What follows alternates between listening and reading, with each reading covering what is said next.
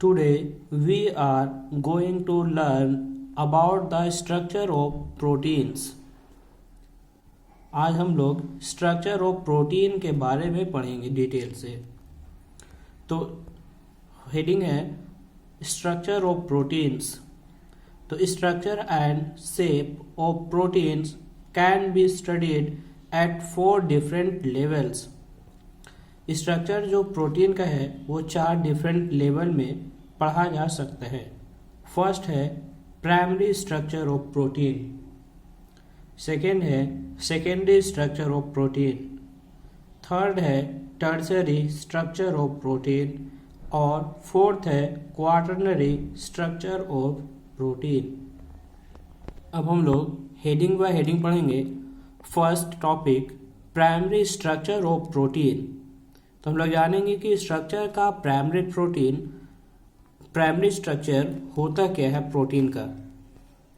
तो प्रोटीन में हैव 1 और मोर पॉलीपेप्टाइड चेन। प्रोटीन जो है एक या एक से अधिक पॉलीपेप्टाइड चेन कंटेन करता है। Each polypeptide in a protein has amino acid. प्रत्येक जो पॉलीपेप्टाइड होगा प्रोटीन का एक अमीनो एसिड जरूर कंटेन करेगा। Linked with each other in a specific sequence. वो जो है एक दूसरे से लिंक होंगे एक निश्चित सीक्वेंस में। And it is this sequence of amino acid that is said to be the primary structure of that protein. और ये जो सीक्वेंस होगा अमीनो एसिड का उसे बोलेंगे प्राइमरी स्ट्रक्चर ऑफ प्रोटीन।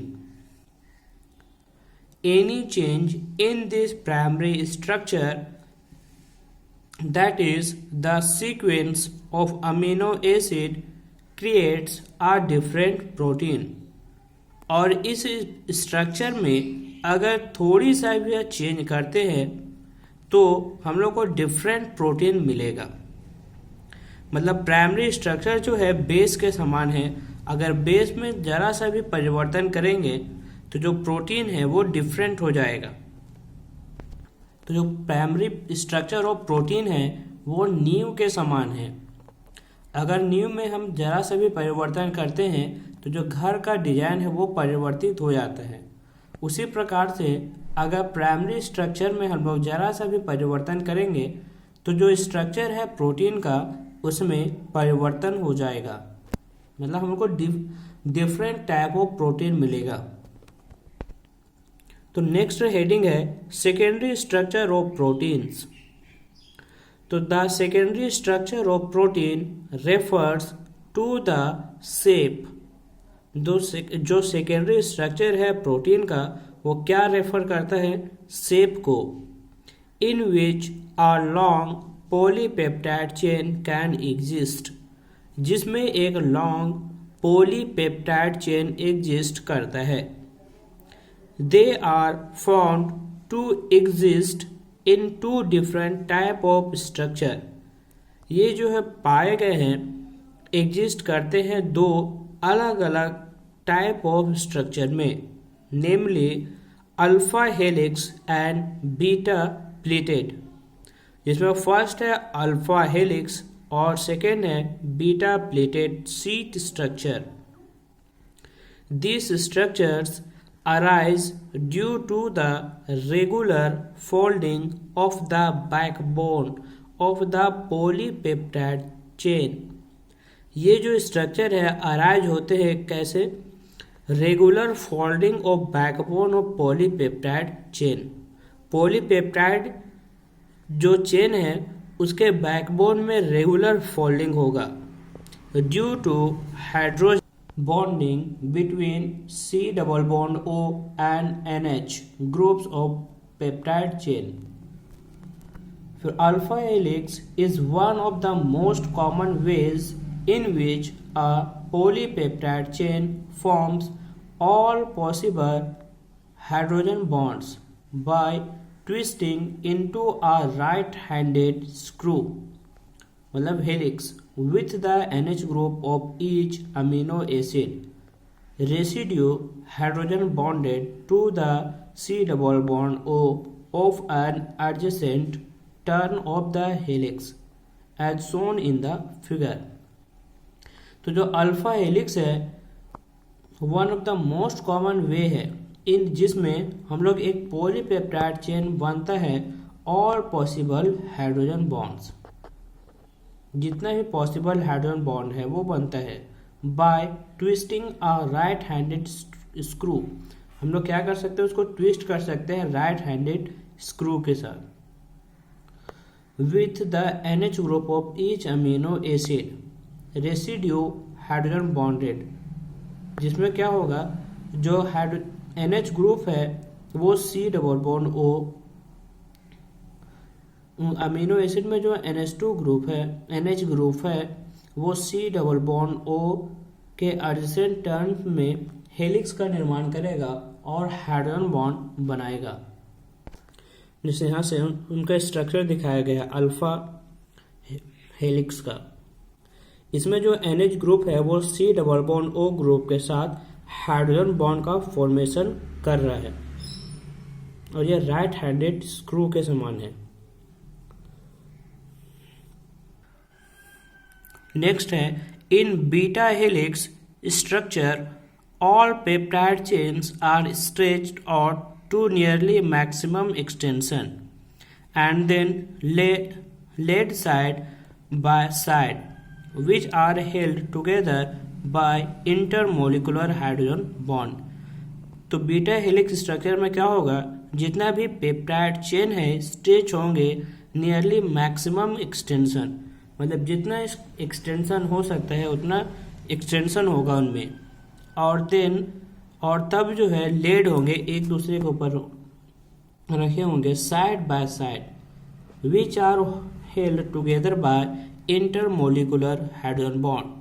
और इनमें कौन सा बॉन्ड होगा, इंटरमोलिकुलर हाइड्रोजन बॉन्ड। तो इसका स्ट्रक्चर नीचे दिखाया गया है। तो यह है beta pleated sheet structure of protein. तो इसमें इंटरमोलिकुलर हाइड्रोजन बॉन्ड का फॉर्मेशन हो रहा है। नेक्स्ट टॉपिक है हम लोग का टर्सरी स्ट्रक्चर ऑफ प्रोटीन। तो the tertiary structure of protein represents overall folding of the polypeptide chain. तो जो टर्सरी स्ट्रक्चर है प्रोटीन का वो रिप्रेजेंट करता है ओवरऑल फोल्डिंग पॉलीपेप्टाइड चेन का, that is further folding of the secondary structure. मतलब सेकेंडरी स्ट्रक्चर में जो फर्दर फोल्डिंग है उसको रिप्रेजेंट करता है। It gives rise to two molecular shape namely fibrous and globular. और इससे दो शेप का फॉर्मेशन होता है, फर्स्ट है फाइब्रस और सेकेंड है ग्लोबुलर। तो उससे संबंधित कुछ नोट्स है। The main force is which stabilize the secondary और tertiary structure of protein are hydrogen bond. मतलब सेकेंडरी और टर्सरी स्ट्रक्चर प्रोटीन का जो सेकेंडरी और टर्सरी स्ट्रक्चर है उसको स्टेबलाइज करने वाला जो बॉन्ड है वो हाइड्रोजन बॉन्ड है। Disulphide linkage, van der Waals force and electrostatic force of attraction. और साथ में disulphide linkage, van der Waals force और इलेक्ट्रोस्टैटिक फोर्स ऑफ अट्रैक्शन जो है सेकेंडरी और टर्सरी स्ट्रक्चर को स्टेबिलिटी प्रदान करते हैं। और नेक्स्ट टॉपिक है क्वाटरनरी स्ट्रक्चर ऑफ प्रोटीन। तो some of the proteins are composed of two or more polypeptide chains referred to as subunits. कुछ जो प्रोटीन है कंपोज होते हैं दो या दो से पॉलीपेप्टाइड चेन, दो या दो से अधिक पॉलीपेप्टाइड चेन के द्वारा कंपोज होते हैं। Refer to as subunit, और सब यूनिट्स के ऐसे रेफर होते हैं। तो the special arrangement of these subunits with respect to each other is known as quaternary structure. और इनका जो स्पेशल अरेंजमेंट है इन सब यूनिट का with respect to each other, एक दूसरे के साथ इनका जो स्पेशल अरेंजमेंट है उसको बोलेंगे quaternary structure. A diagrammatic representation of all these four structure is given below। से primary structure, secondary structure, tertiary structure और क्वाटरनरी स्ट्रक्चर ऑफ प्रोटीन का दिया गया है।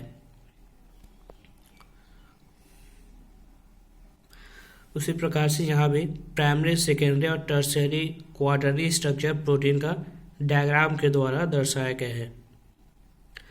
तो हम लोग नेक्स्ट में सीखेंगे डीनेचुरेशन ऑफ प्रोटीन।